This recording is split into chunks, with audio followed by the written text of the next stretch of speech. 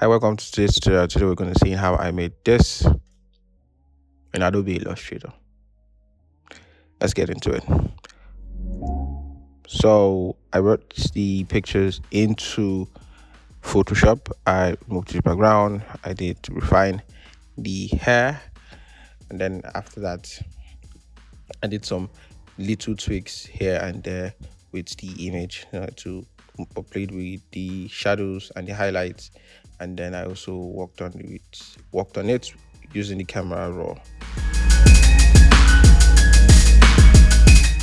And this is me using the curve to adjust the highlights and shadows. I was done. I added some clarity to it and a little bit of dehaz to it. Then I brought it back into Adobe Illustrator when I was done. So you save it as a PSD and bring it to Adobe Illustrator. I keep it by the side and let's begin to work on the background. So I drew a shape and just a solid shape. Then after I do that, I did draw another shape, a new shape. Then I changed the color to a brighter shade of the green color, and then I distorted it. That is using the effect distort and transform. Then I used the tweak, and I did some little bit of tweak to it. I selected the two of them and blend the two of them. So Control Alt B is a shortcut, and then I adjusted the specified steps by clicking on the blend tool and also adjusting it that way. I brought the image to the front, I placed it in the center, and I went back into Photoshop because I wanted to ensure that the hair was smooth and not having those white edges at the edge.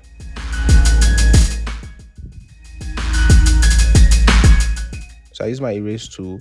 I use the soft brush for the erase tool, and then I just brushed through it to make it look a little bit soft.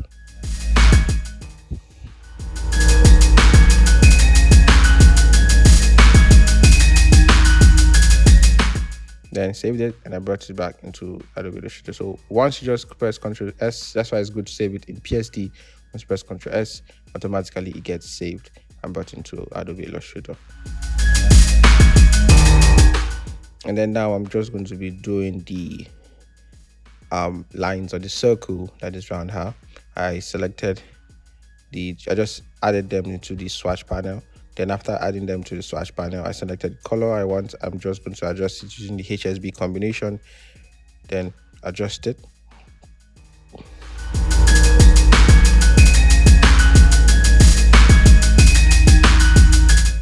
I zoom in, I expand it to turn it into a fill instead of a stroke, and then I'm going to be using the erase tool to clean those parts that I do not want to be showing. So it looks like it's going through, it's passing behind her, or it's going around her.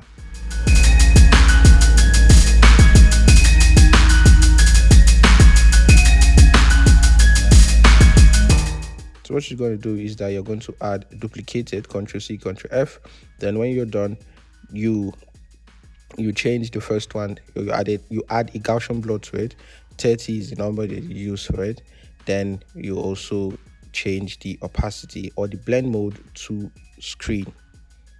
Then you can do more duplicates, Ctrl C, Ctrl F about 4 times, and you have the glow effect. So I'm going to group them together, and I'm going to duplicate it and bring it down.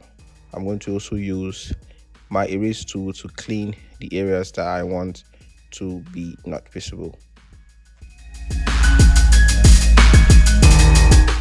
So it looks like it's going around her, and that's how to actually make the effect. So I'm going to be adjusting the background or adjusting the shape that I've blended together, so I make it a little bit brighter. So I'm going to twist it. In this case, we'll go to Effect, you go to Transform and Distort, or Distort and Transform. Then you go to Twist, and you can apply it to about the amount that you want.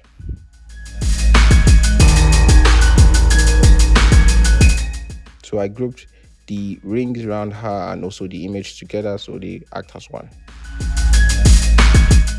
Then I can play with my background anyhow I want it to look like.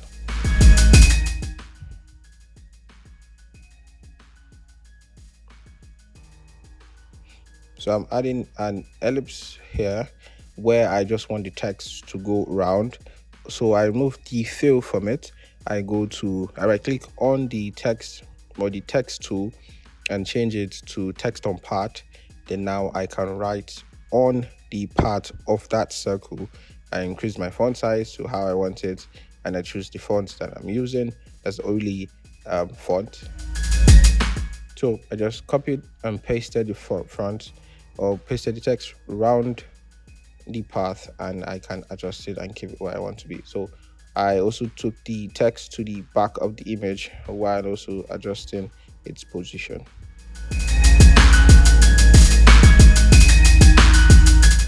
So I'm going to change the blend mode to screen, change it to overlay or soft layers. I'm going to also duplicate it, Ctrl C, Ctrl F to place in front of it, then also reduce it. I'm applying the radial blur, going to effect, going to blur, going to radial blur, and then you have the effect.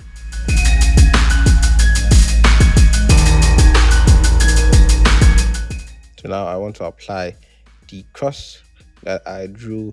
The same technique you use for the rings is what you're also going to use for the key cross.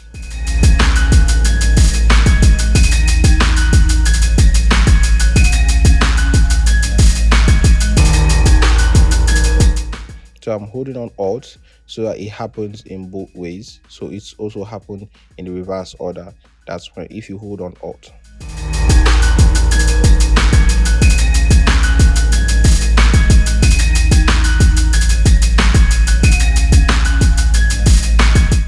So I've duplicated it, and I now want to apply the Gaussian blur. I've done that. I'm going to duplicate it up to like 4 or 5 times so I can have the glow effect. I'm going to select from the center. I'm going to go to the ruler, which is the R, the rotation, which is the R, then hold on Alt and you click on where you want the anchor point to be. So when you click on it on the center, it's going to rotate from that center. I'm just duplicating the other shape and seeing how I can have a different shape altogether combined. So the rest is just me tweaking, looking for which position is best or is better for the design. The rest is just a quick process.